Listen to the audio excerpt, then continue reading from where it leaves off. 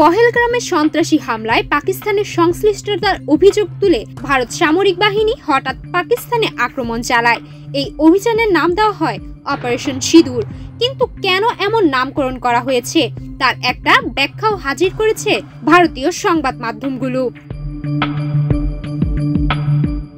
ভারতের গণমাধ্যমগুলোর সূত্রে জানা গেছে, অভিযানের নামকরণে প্রধান ভূমিকা পালন করেছিল প্রধানমন্ত্রী নরেন্দ্র মোদী। তবে এই নামকরণের পেছনে এক গভীর প্রতিকৃতিক কারণ রয়েছে, যা হামলার ধরন ও তার পরিণতির সঙ্গে সম্পর্কিত।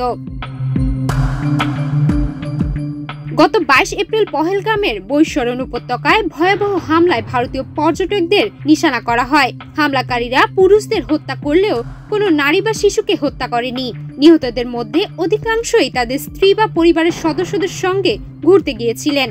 তাদের সামনে স্বামী বা পরিবারের সদস্যদের হত্যার দৃশ্য সহ্য করতে হয়। এমন হামলার পর অপারেশন সিঁদুর নামটি বিশেষ তাৎপর্যপূর্ণ হয়ে উঠেছে, কারণ ভারতের হিন্দু নারীরা কপালে সিঁদুর পরেন, যা বিবাহিত জীবনের চিহ্ন হিসেবে পরিচিত। অভিযোগ, হামলাকারীরা এই সিঁদুর মুছে ফেলেছিল।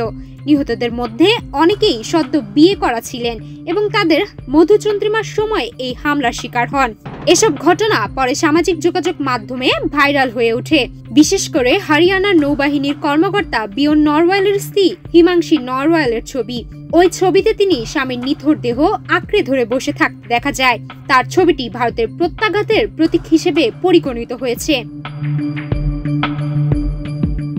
ভারতীয় সেনাবাহিনী তাদের অভিযান ঘোষণা করার পর জানায়, অপারেশন সিঁদুর এর মাধ্যমে পাকিস্তান এবং পাক অধিকৃত কাশ্মীরে সন্ত্রাসী কাঠামোগুলোর উপর আঘাত হানা হয়েছে, যেখানে ভারতে হামলার পরিকল্পনা এবং পরিচালনা করা হতো।